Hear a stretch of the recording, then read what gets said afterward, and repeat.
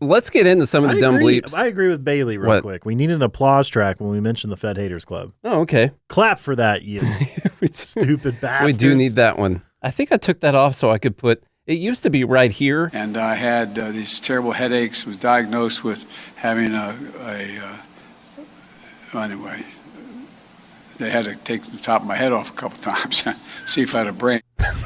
God. It used to be clap for that. In fact, I have a headache right now. That's why I can't think straight. I was diagnosed with oh, crap, I'm not supposed to say that. Anyway. All right, Dumb Bleep of the Week. Let's get into it. This here is Dumb Bleep number 1. Now, I've got dementia. We've got some, this is, I guess, complicated here, but it's not complicated to make fun of AOC. That's not hard to do at all.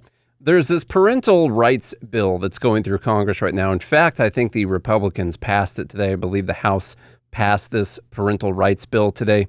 And there's a nice clip of AOC going around, of course, calling this fascism. And we'll talk about why. I do want to give her a little bit more credit than the 25-second clip from the Daily Wire, the one's going around. Earlier in the speech, she brings up a couple books that have been banned around schools. One of them is a Life of Rosa Parks book and some other thing, among others. And I don't know exactly what's in the Rosa Parks book. I would lean towards not banning books in classrooms, even if they say the N-word. I don't know why that book has been banned. No, that's what I'm saying. It doesn't matter what the book says. Yeah.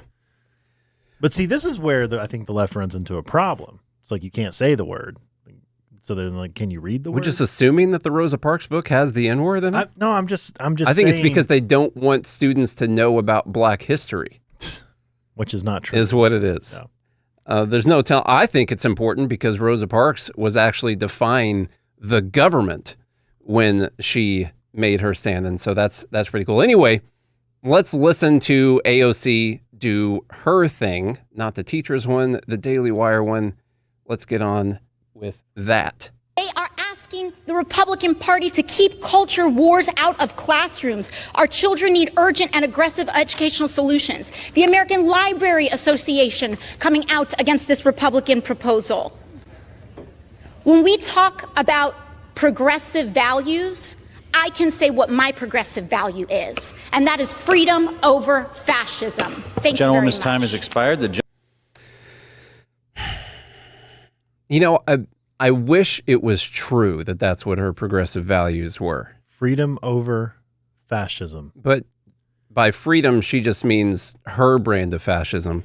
So that's the annoying part, because it's not like she actually cares about freedom as it pertains to almost anything. She still wants to be able to control it. But she is upset about this. Now, what does this bill do? Does it ban a bunch of books? Does it have a giant list of thousands of books that are going to be banned? I think it establishes the United States SS. That's what it does. To post at schools. So here are the, let's just go to this little thing posted by Congressman. The Parental Bill of Rights. It establishes this Bill of Rights for parents. Number 1, the right to know what's being taught in schools and to see reading material.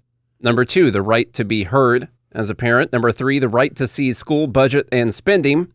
Number 4, the right to protect their child's privacy. And number 5, the right to be updated on any violent activity at their school. Fascism. That is fascism. When the government takes money from you forcefully and makes it illegal for you to not go to school, makes it harder for private schools to be open as an availability, and harder for you to pay for them once they already steal money from you to pay for the public school, and then you go to that school, it is fascism if, as a parent, then, in that situation, you want any information. You have the right to information about what your children are learning and seeing in school. Fascism. Yeah. I looked up the definition, and actually it was already, she's spot on. Yeah. You know? It's actually said the Parental Bill of Rights. It's already in there. Geniuses. Yeah. Okay, so that's number 1. Pretty simple there. Now, Charlie and I talked about whether or not we should be engaging in the culture war as libertarians. I generally would err on the side of not banning these books, but this bill, I guess what you're worried about is that parents are going to see the books and see the material and be like, that book has one too many dildos in it. and then they're going to want that book to be banned from their students' classroom, which is just like fascism. I do think that it's okay to set limitations on what kind of books are in, it's like pornography, even if it's educational pornography, I guess. Maybe not a great thing for school. Maybe that's something that the parents should be able to do. Yeah, and it's not like, look, it's not like you're banning these books from society. Yeah. Right? It's like, I think you should be able to limit what your children have access to because, newsflash, their minds aren't developed enough to make a decision about what the information they're consuming. Well, unless they want to change their gender with like surgery and stuff, or hormone replacement therapy. Interesting. I was just listening to JBP's podcast, and he had on one of the girls that interviewed in What is a Woman. She started out, and in fact, she co-authored the assessment that people started taking in 2008 for gender dysphoria and body dysmorphia and things like that to actually, well, it's originally designed to set up adults. Mm-hmm. It was their pre-screening for hormone therapy. And she said that everything basically changed for her when she started seeing younger and younger kids asking questions that they could only be asking because they were reading or consuming material that they shouldn't have been consuming at that age. Yeah. And so there is something to say for that. And I think parents should have the right to say, yeah, my child's not old enough to consume that type of content. I agree. And I think that that's perfectly valid. And I think it's also just okay for the government schools to say that the parents have a right to know what the schools are teaching. And what they're spending. Yeah, I think that's okay. Charlie, number 2, it's 2023, and we're still doing this. All right. This is from Senator Dick Durbin. Is he still a senator or former? I think he's still senator from Illinois. From Illinois? Yeah. Really? He's getting really old, though, so I think Senator Old Dick Durbin is what we're gonna call him. Old Dick Durbin. This morning, this is him tweeting here. This morning, I tested positive for COVID-19. Thankfully, I am fully vaccinated and boosted and only experiencing minor symptoms. I will quarantine consistent with CDC guidelines and follow advice from my doctor while I continue to work remotely. Tragic. Tragic when someone like this goes down like that. Yeah. I feel sad. I can't believe we're still doing this. That's why it gets a dumb bleep. It's 2023. This is like announcing that you got the flu. It really is. Like, no one cares. Yeah. No one cares. I'm sorry. In fact, he could get on a plane right now without even having to wear a mask. You'd still do that. Yeah. Now, if you tried to come, back into the U.S., I guess that would be bad. No, it'd be fine as long as he's vaccinated. You can come in if you have COVID, but not if you haven't been vaccinated. And he's vaccinated and boosted fully. All right, so that's how many boosters are there now? As many as you want. The more you get, the more virtuous you are. Yeah, that's just the way it is. The number 2 is a pretty easy one there. Old Dick Durbin. Old Dickie. Number 3, Dr. Greta Thunberg. Oh God. I guess we can call her Dr. Thunberg for fun, but I thought this was a joke at first. Because she was awarded an honorary doctorate in theology. And why is they're still using a picture from when she was like 15? I don't know. I guess that's more likable. Or maybe that's what she still looks like, man. I don't know. We just saw her get arrested not that long ago. Do you think she's going to have like a teardrop tattoo or something like that? She looks older than that. Okay. I got you. All right. Number 3, Charlie, there's an article associated with this from the Post Millennial right here at the top. For Dr. Thunberg, yeah. Dr. Thunberg. Is she also science? I think so. She's becoming. Yeah, it looks like. Mm-hmm. The Faculty of Theology at the University of Helsinki has awarded Swedish environmental activist Greta Thunberg an honorary doctorate. The educational institution made the announcement on its website, stating that Professor Marty Nissen intended to expand the faculty's perspective on human rights. Professor Marty said, quote, "By selecting Greta as an honorary doctor, we are expressing our desire to be as brave and impactful as she is. Willing to be arrested for what she that was believes brave. in. Yeah. The honorary degree was granted to a total of 30 individuals from various parts of the world this year. In a statement, he said that 2023 marks the, quote, centenary of the passing of the Freedom of Religion Act in Finland, and that taking this as inspiration, we have chosen freedom as the theme of the conferment ceremony at the Faculty of Theology. Not religion. Freedom. It's since the Freedom of Religion Act in Finland, so I guess that's been 100 years now, they're going to choose freedom as the choice. Now, the freedom part, I love the freedom part because Greta's helping out with the freedom part by wanting to tell the entire world that they can't do something if they want to do it and that we're all going to die. That their God should be climate change. And that's the other part. Are we accepting now that this is a religion? We've said it for a while. It has to be. Is this not? That's why I thought this was a joke at first. Because I was like, oh, this honorary doctorate in theology. I get it. They're saying climate change is a religion. I'm like, no, they're kind of saying climate change is a religion. They are. You know, that's where we are now. Adding credence to the demography of it. Twitter users suggested that they didn't put doctor here, so I got to fix this. Twitter users suggesting that Dr. Thunberg being given an honorary doctorate in theology showed that climate change is a religion.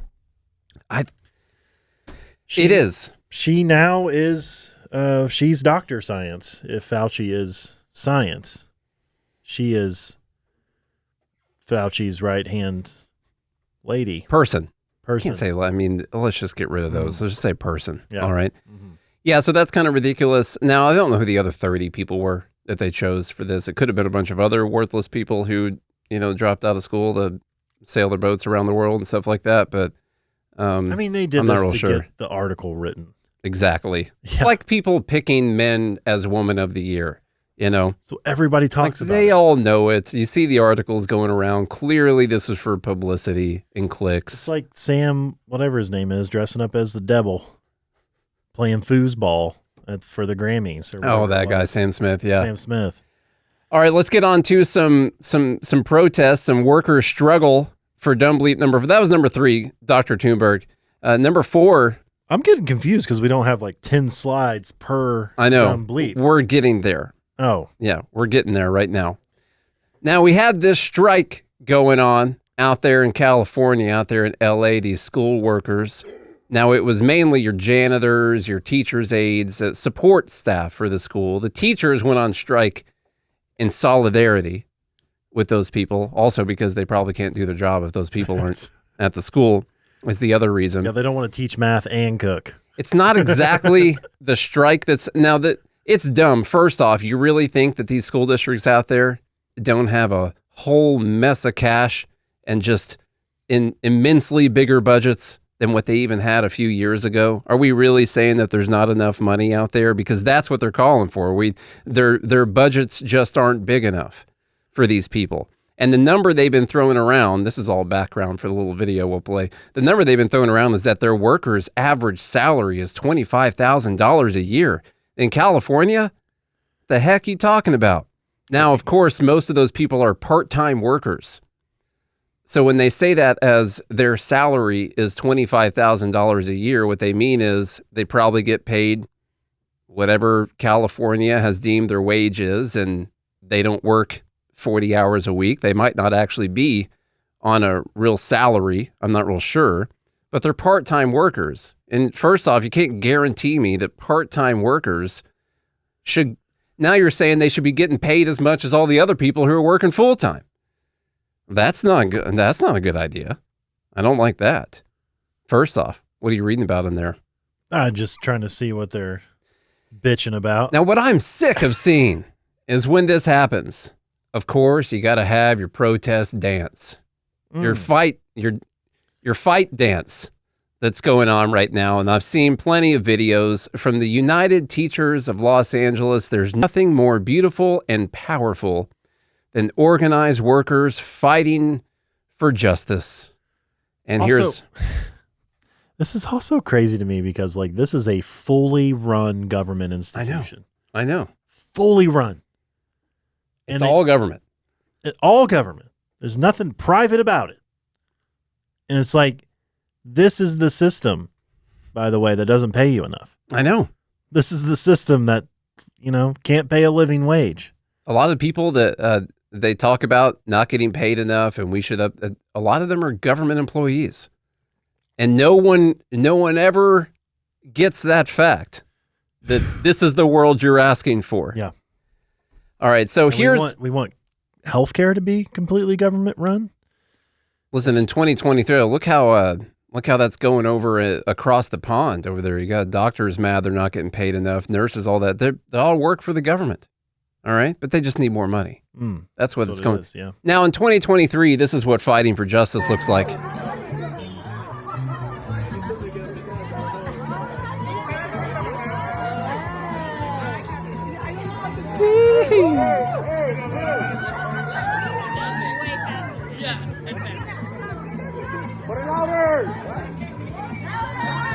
God, you gotta admire. I can see justice. Yeah,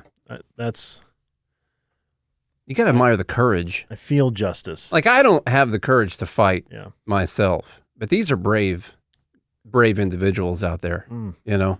I can see the money rolling in. I do. As they wage a courageous. I'm so sick of the dance battle. I'm so sick of the protest dances. And all these people like, oh, we're overworked. You see the nurse videos. Gosh, we're overworked. We don't have any time. We're all wanting to kill ourselves. Oh, we barely had time to choreograph this dance that we're going to post on TikTok. Get us a follow, y'all. Come on, man. Yeah. I'm over it. Is it better than screaming at the sky, though? I guess it depends on. Tell. Now, they were doing like a line dance, so I guess if they can throw some Alan Jackson in during the fight, then that's fine. Can't get mad about Alan Jackson. Yeah. That's fine. One more video here from Warden Warren. Remember? So that was Dumb Bleep number 4. Yes.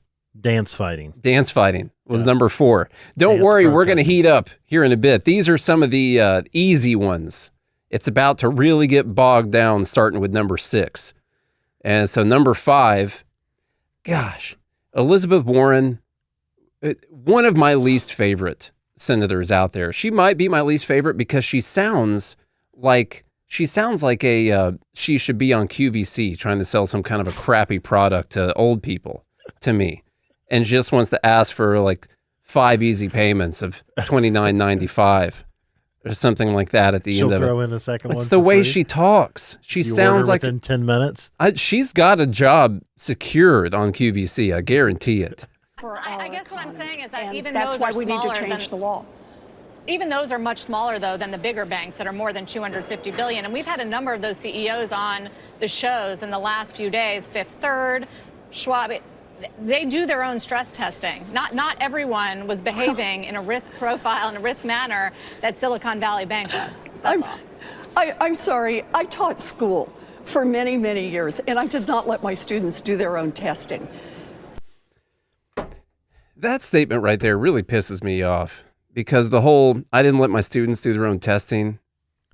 It's just like the banks are the kids and us government regulators, we're your teachers. You listen to us experts who basically won a popularity contest to have control over the economy. Also, students do their own testing. They do take their own tests, but I mean, I guess the teachers got to grade them. Yeah. I guess. But also, like they don't decide what the test should be. Yeah, but the students who succeed are the ones who could grade their own tests in the proper way. And it's just not even a good analogy in the first place. It's because obviously the incentive structure is completely different. A student is in class and the teacher is there to teach them, and that's not what the banking sector is. Yeah, but at all. Even if you want to let's try to make her analogy better. Your high performing students are the ones who will grade themselves against what the right answers are, and then make sure that they study those so that they get the right answers next time. Or how about your students? Sorry, go ahead. No, I was going to say because they actually care.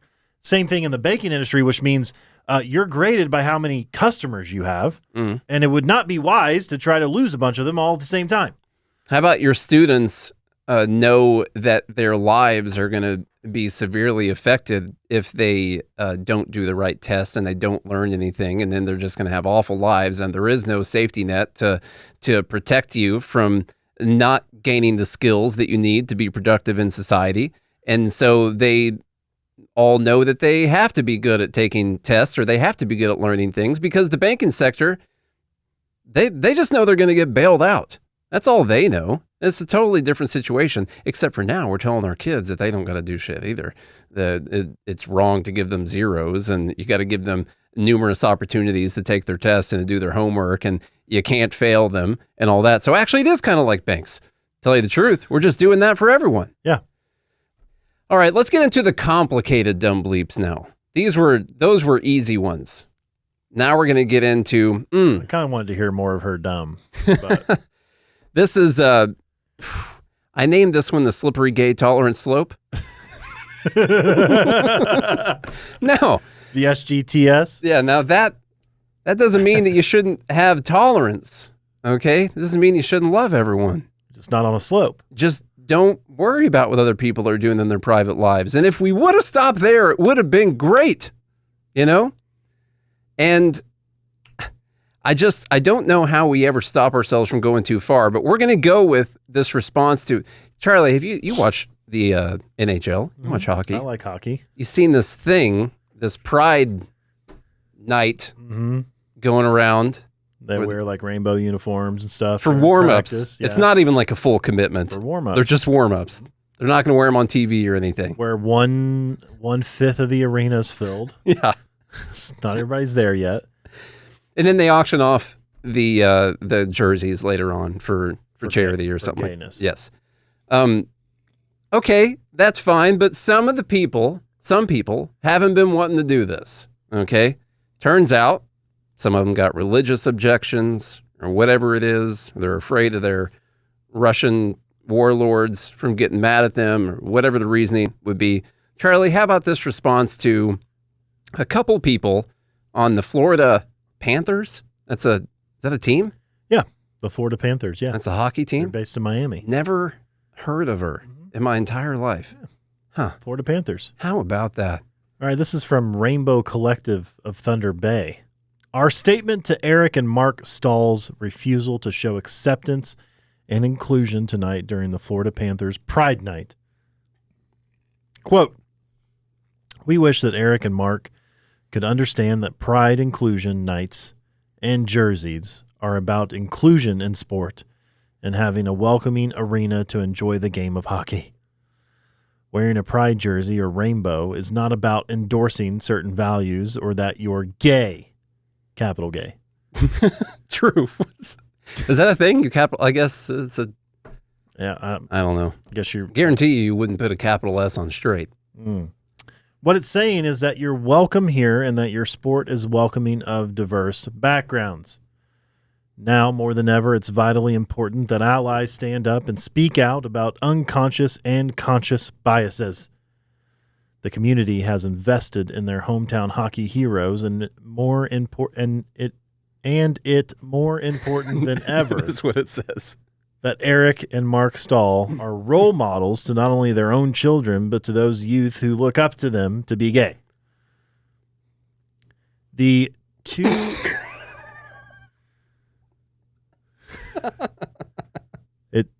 Hang on, guys. It expanded. So I haven't seen this one. The 2S LGBTQIA plus. I went too fast. Can someone tell me about the 2? I'm not... Tell me what the 2 is. 2 spirits? Super straight. The 2S LGBTQIA plus communities deserve better, and we urge Eric and Mark to understand why these nights are vitally important to ensuring a truly welcoming and inclusive hockey community. What? Now, what if, as a gay person, you just went to a hockey game? You went into the hockey arena and you're gay, and you watch the game, and you have a good time, and your team wins or loses. You have a gay time. You cheer when you want to cheer, and you don't when you want to don't. And then you leave, gaily go home to your partner or whoever, and then everyone's fine and happy. No. Does it actually take the players wearing rainbow colors on their warm-up jerseys for the arena to be inclusive for people? The last I checked, they don't have like no gays allowed signs on the doors. It's not like a pride shame festival all the other times, Right. you know? It's just a hockey game. Hockey hates the gays except for one night when they have Pride Night. Like to show inclusiveness, you have to make this, you got to change your jersey and you got to put the rainbow on there and Inclusiveness everything. means pride. It's the same thing. But you have to show pride? You have to be proud. What if you just play hockey and everyone else like watches you and that's cool? Okay. No, you have to be proud. This is like part 1 of 6 of number 6. You have to be proud just of so the you know. gays. I called this the slippery gay tolerance slope.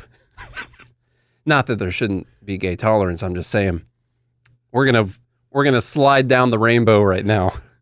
T-Dub said the 2 means 2 chicks at the same time. There you go. Okay. Oh, Now this one comes from, it was from last weekend. We missed it for the last dumb bleep. It was from last weekend, and this is Elon Musk basically saying that we shouldn't allow children to have severe irreversible surgery or sterilizing drugs that they may regret until they are the age of 18. because every child goes through an identity crisis before their personality / identity crystallizes. Some people, that goes into adulthood.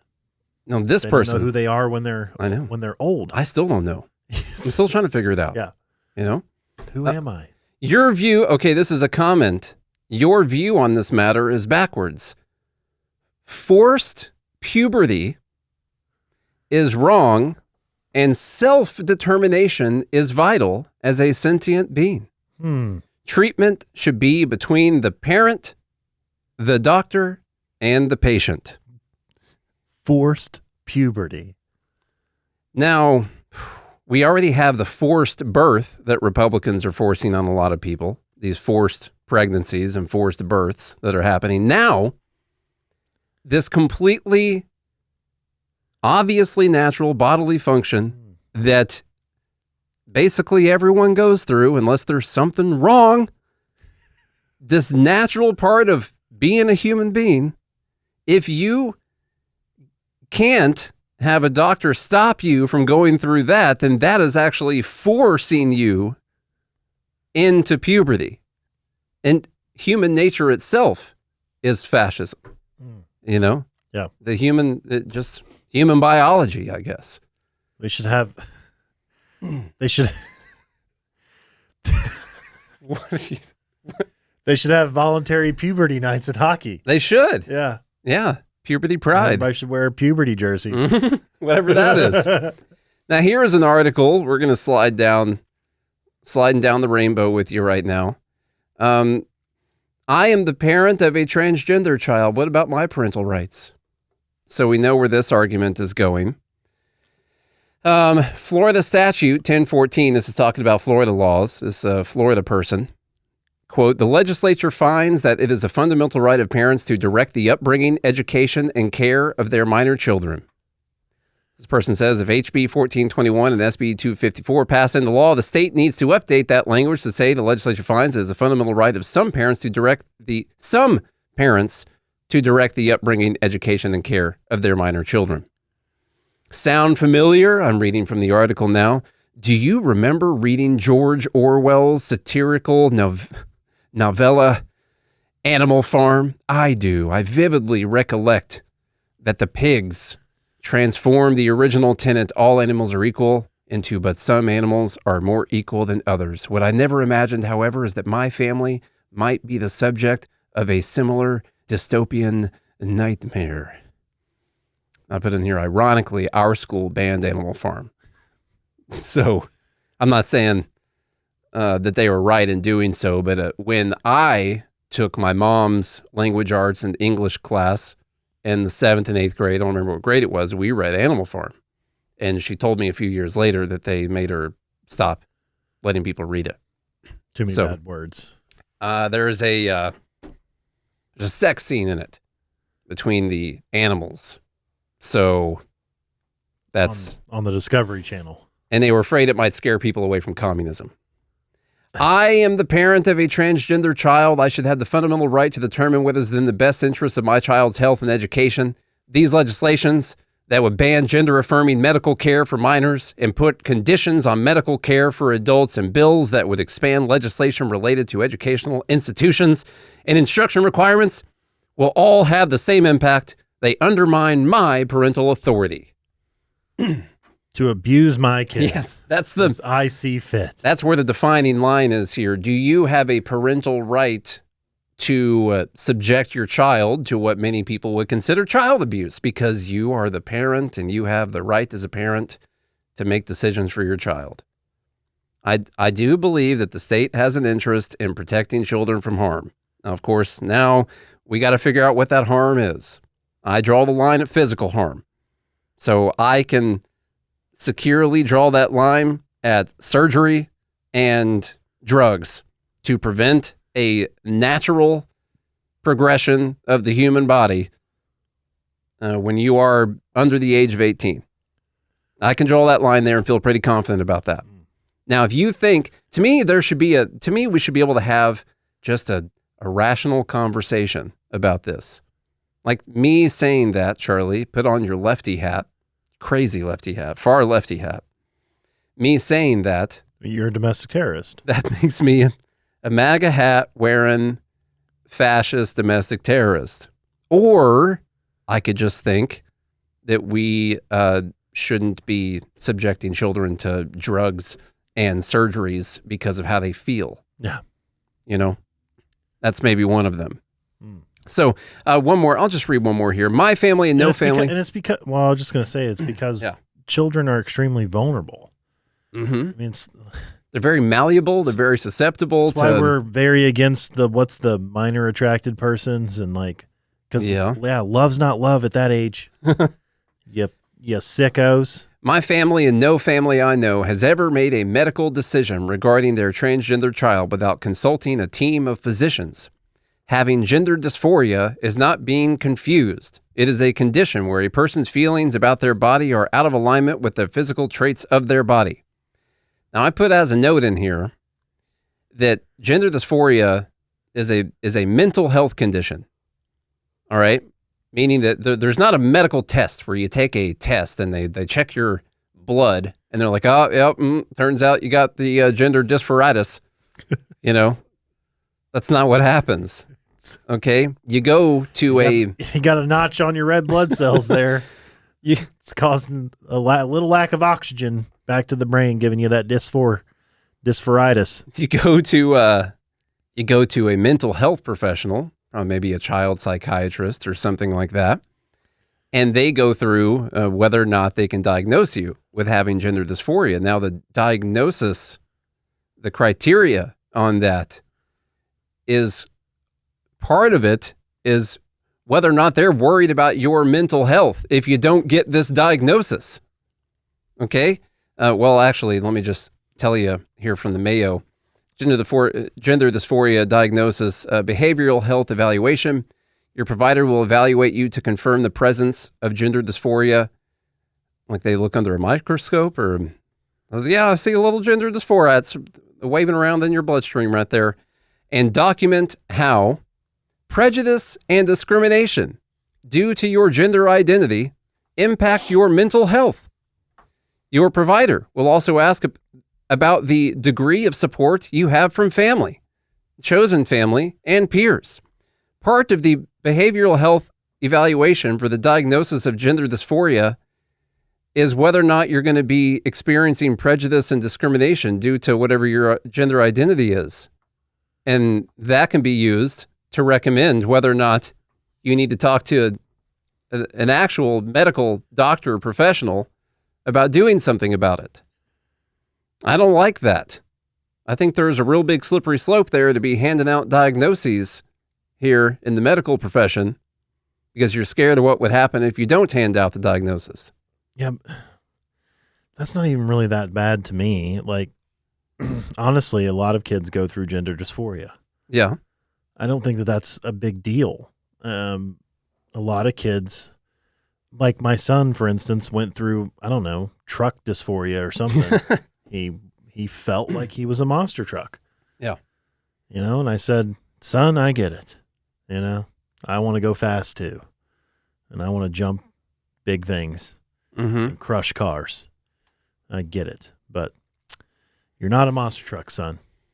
You're just not. And I'm not going to give you the drugs to be one. Like, every child goes through some sort of feelings, let's say, whether it relates to gender or anything else, where they haven't reached an age yet where they can actually understand what they're going through. That's all part of the learning process, right? That's why we have such a long, what do you call it? Domesticated, such a long parental state, is because it takes a long time to learn all these things, to program your mind, essentially, which is like a computer. You know, you actually have to build the neuron structures in your mind to understand how to handle these different things. And once you go through puberty, a lot of things start making a lot more sense to you. And so, sure, lots of kids can have gender dysphoria. I think the problem is the gender affirming care adoption that they've now come up with the American, you know. Well, let's go through this article right here, Charlie. Oh, here we go. Let's slide further down the rainbow. Look at that. See if there's a pot of gold down there or just a fake wiener. This from Fox News. Pentagon doctors claim 7-year-olds can make decisions to be injected with hormones and puberty suppressants. 7-year-olds. It's almost Parker's time. Health providers at U.S. military bases, some of whom were involved in treating military-connected minors, blasted the idea of waiting before injecting kids diagnosed with gender dysphoria with puberty blockers and hormones. The DoD providers said in the March edition of the American Journal of Public Health that the only pathway for children of military members who present with gender dysphoria symptoms is to immediately move towards, quote, gender-affirming healthcare, such as puberty suppression and affirming hormones, because they don't want to force puberty on these kids. It's all about freedom. Yeah. The doctors said that on the basis of, quote, human rights, youths have an inherent ability and right to consent to gender-affirming therapy. They went so far as to claim 7-year-olds can make their own medical decisions. What do we even need parents for? The authors, these fucking disgusting individuals, David Klein, Thomas Baxter, Noel Larson, as well as clinical psychologist Natasha A. Skevy, demanded the military train all of its providers on their ideas on gender medical interventions for minors, despite acknowledging that 53% of military-affiliated physicians in the Department of Defense health system indicated they would refuse to prescribe hormones regardless of any training. Also, how many military members do you think would let their kids do something like that? The matter, man, these days you just take the kid away. All right, let's 7-year-olds. Let's get down to the pot of gold. Look, this is what we talked about a long time ago. They're not okay with just acceptance. They don't just want to be accepted. No. They want to groom more of them. This is a conversion, is what it is.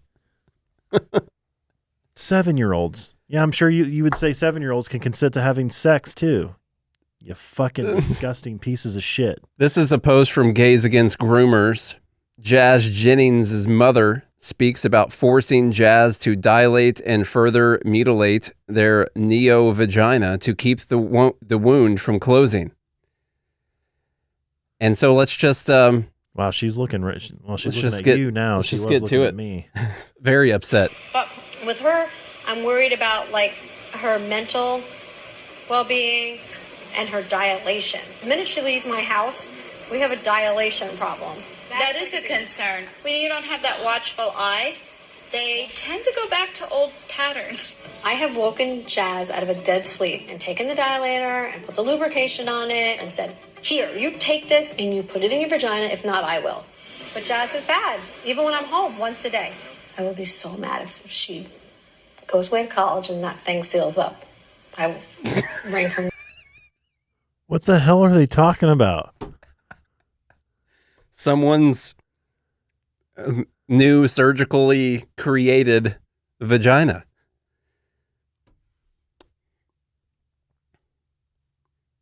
Yep. It's looking out different. Okay. This is the problem. Like, why can't we just be, tolerant in that? And you know what? I was talking with a friend last weekend. I think that this is the hardcore culture war pushing, religious culture war pushing, say conservatives or whatever, but like 70 years ago, like 80 years ago. And I think that there became so much pushback against that culture war push.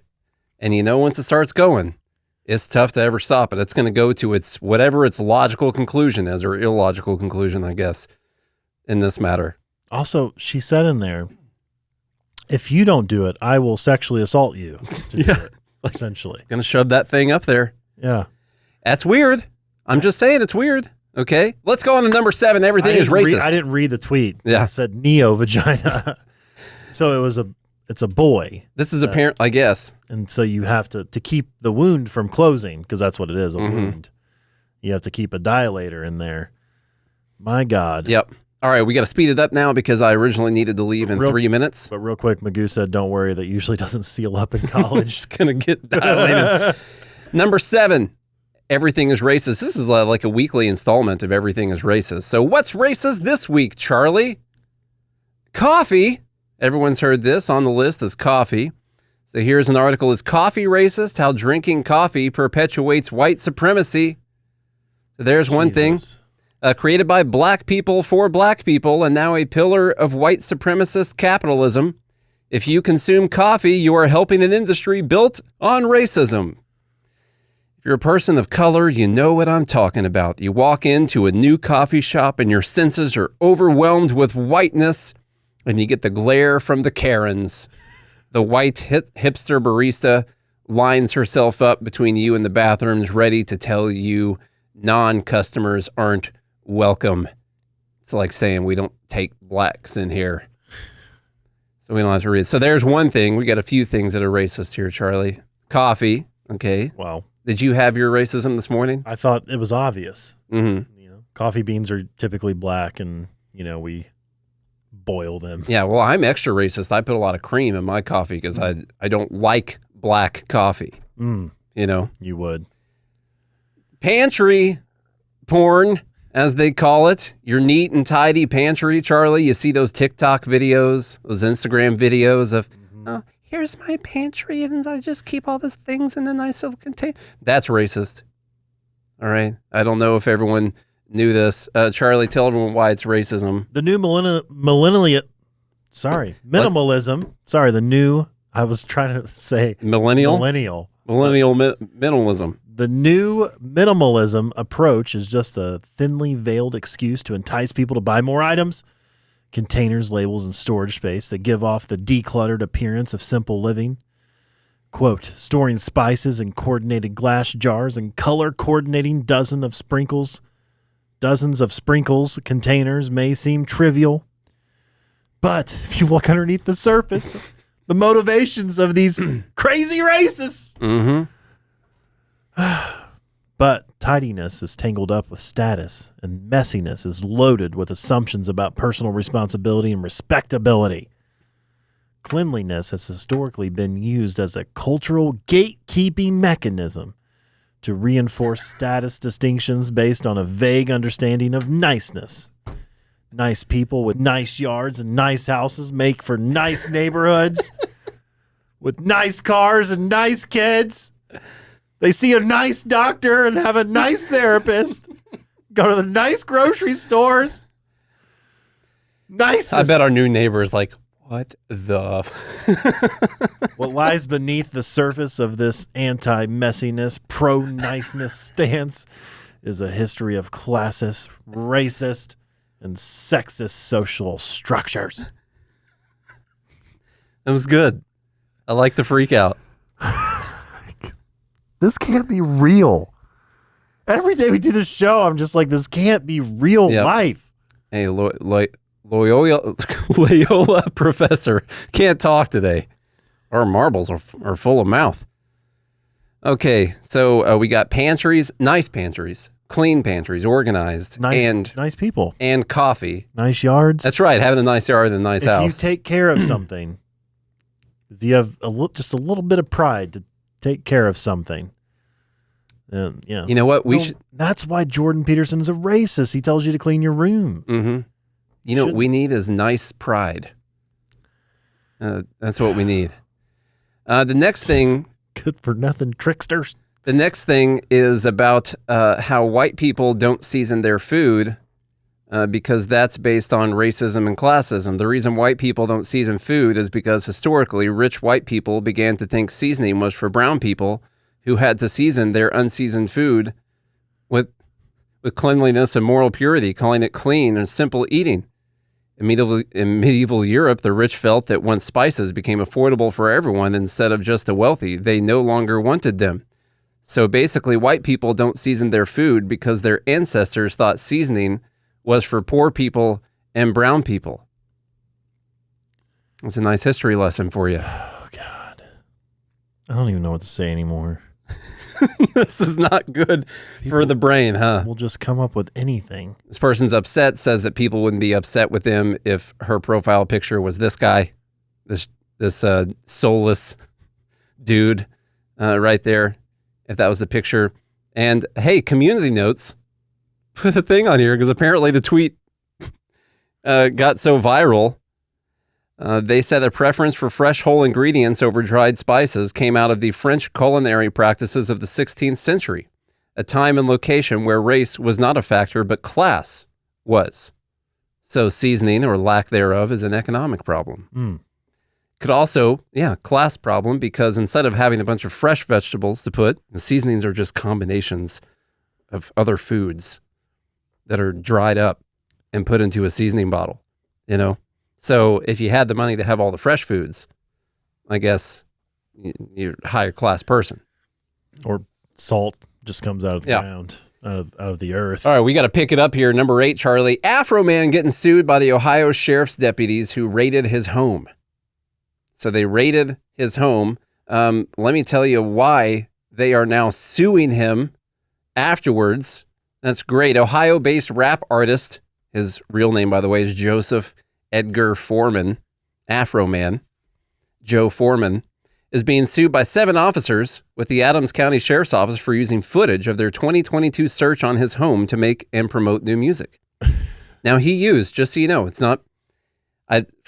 my understanding, it's not the body cam footage, he had security cameras in his home, and he's using his own security camera footage in his videos for the raid. That's my understanding of the matter. From what I can tell, okay? The officers accused Foreman's use of their images and likeness as a malicious act that tarnished their reputation and humiliated them, according to the complaint. Maybe you shouldn't do things that are humiliating. The lawsuit stems from a search of his home in August 2022, which was conducted with a lawfully issued search warrant. Following the raid, 7 members of law enforcement involved say that Foreman used the video recordings to make music videos. About the search, they're suing him for unauthorized use of an individual's persona, invasion of privacy by misappropriation, and invasion of privacy by false light publicly, among other things. Defendants' actions, they say, were willful, wanton, malicious, and done with conscious or reckless disregard for the rights of the plaintiffs. The officers claim that the posts led to them being subjected to ridicule, and it's made it more difficult and even more dangerous for them to do their jobs. The plaintiffs, the officers, have suffered damages, including all profits derived from and attributable to defendants' unauthorized use of plaintiffs' personas and have suffered humiliation. It's funny, their damages they've suffered are roughly equal to all of the profits that came in from the video. That's convenient. Just saying. Can't make this stuff up. And have suffered humiliation, ridicule, mental distress, embarrassment, and loss of reputation. I was gonna fight this lawsuit, but then I got Listen, there may in fact be laws I was gonna about give a shit about the police, but then I got That's all I got. All right. Problem is, I don't know what the laws are as far as using a video of another person in your video that's going to make money. I don't know what the rules are. There could very well be rules against this, but in my opinion, police officers, when the police department, when the government comes and raids your home, and from what I can tell, doesn't seem like they found much. One of the things they were looking for was a suspicion of kidnapping. I don't know that they found much. Did he kidnap weed plants from Colorado? When the government gives, now they say there was a lawful warrant. Okay, so when the government gives itself permission to break into your house and break your stuff, he also alleges that they stole money from him. You know what? Even if there is a law saying that you can't use someone's likeness, I think that they should call it even. Well, first of all, you're a public servant. Yeah. So that's got to be different. You're in my home, and I have camera footage. Why can't you use it? I don't know. I wonder how this is going to go. I'm interested. This is going to be very interesting to follow up on. All right, number 9. This is from... it's a good joke from Lauren Boebert. This was a joke. Lauren Boebert. Okay. She tweets, Biden's ATF rule banning pistol braces is extremely dangerous. It's causing millions of boating accidents nationwide. Okay, let's go to Ed Krasenstein's response, because no one got Lauren Boebert's joke. And hey, she's not that great, but it was a good joke. I like that they had to add context. They actually, Community Notes had that context to this. Ed Krasenstein said, Lauren Boebert just attacked the ATF rule banning pistol braces. She said the ban is extremely dangerous because it's causing millions of boating accidents nationwide. She really is that stupid. You are that stupid. Yeah. Pistol braces allow people to turn pistols into short-barreled rifles. It's still the same rifle. It's still the same rifle. Barreled rifles have been illegal for 89 years. I can't believe there is this much stupidity in one congressperson. This turned into a really good joke. It was a good joke, and even the Krasenstein brothers, the twins, they are completely equal in their stupidity as well. Identical twins. Okay, they're both just as dumb, and identical dumbness on this. They're cut from the same cloth. Now, Community Notes actually had to put a rating on, or a disclaimer on this, I guess. What do they call them?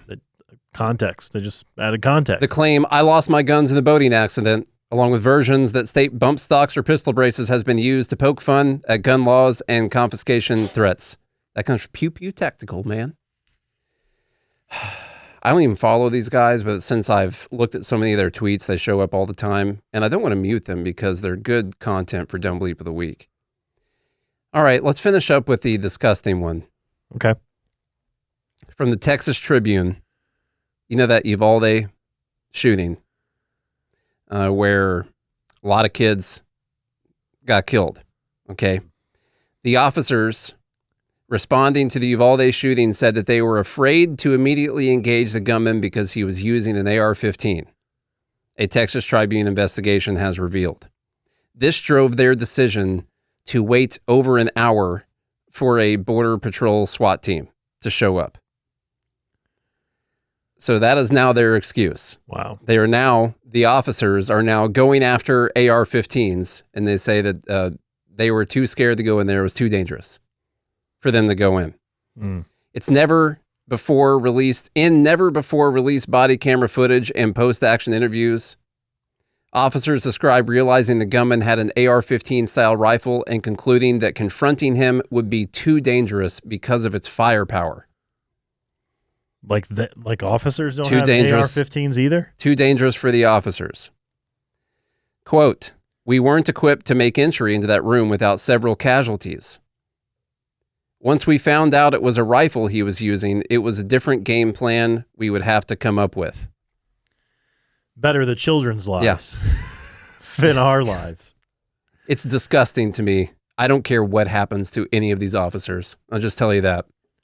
I don't care what happens to them the rest of their lives. They should be completely disgusted in themselves. A lot of that blood is on their hands. Whatever, we'll go back to, even though some officers were armed with the same rifle, they waited for a Border Patrol SWAT team that had more protective armor, stronger shields, and more tactical training. Bullets from AR-15s can penetrate standard body armor worn by police. The way he was shooting, quote, the way he was shooting, he was probably going to take all of us out. He would have killed all of you. That's from a sergeant, by the way. Quote, the police knew the monster behind the door was not the kid. It's the rifle the kid is holding. Mm-hmm. The thing was going off on its own. And the kid was probably just trying to contain it. As it's just spraying bullets. Gone are the days of the heroic public servants who will knowingly... Now, listen, I know that they risk their lives just walking up to a car that give them a BS ticket to raise money for the state. I get it. But I'm just trying to imagine standing there listening to little children get murdered. 1, 2, 3, 4. I'm counting 4 AR-15s in that one. They all have the same rifle.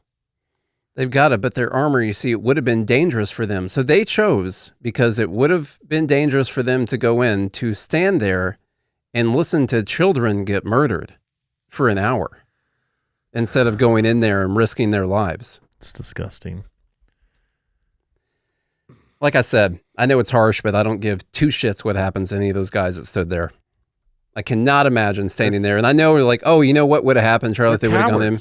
They would have, what's bad is they probably would have lost their job if they would have gone in there, you know, so you can't blame them. They could have got shot, but even if they didn't get shot, I mean, they would have been reprimanded, maybe like a week on paid leave or something like that if they broke the rules of engagement and went in there. So you can't blame them, right? It's against the rules. They're cowards, every single one of them. I'm just saying, and you know what? I'm not a cop, so it's easy for me to say, but I miss the days when we had these heroic people who couldn't sit there and listen to children being shot to death for an hour. I don't know. Maybe that's just me. Also, you're a police officer with training. You can't take on a 17-year-old kid. Yeah. By the way. You don't think... You know, most people in a gunfight miss, by the way. Mm-hmm. Yeah. People aren't very good at shooting other people. Especially when bullets are coming back at you. Yeah. So, could you have gotten hit? Yeah, probably. Could you have taken the guy out? Yeah, probably. Could have done that. It's just absolutely. I think they all. I hope. No, I'm not going to say it. Nope. All I said was I don't care what happens to them for the rest of their lives. I hope things happen to them, and I'm not going to care. I'm not saying I hope things happen to them. I'm saying I don't care what happens to them. I'm saying I hope the fleas from 1,000 camels infect their armpits for the next 1,000 years, and all their descendants will have to have corn sores on the bottom of their feet because of the timing. And I need to leave in 14 minutes. We're going to skip the last edition, the number 10, which was a David Hogg tweet.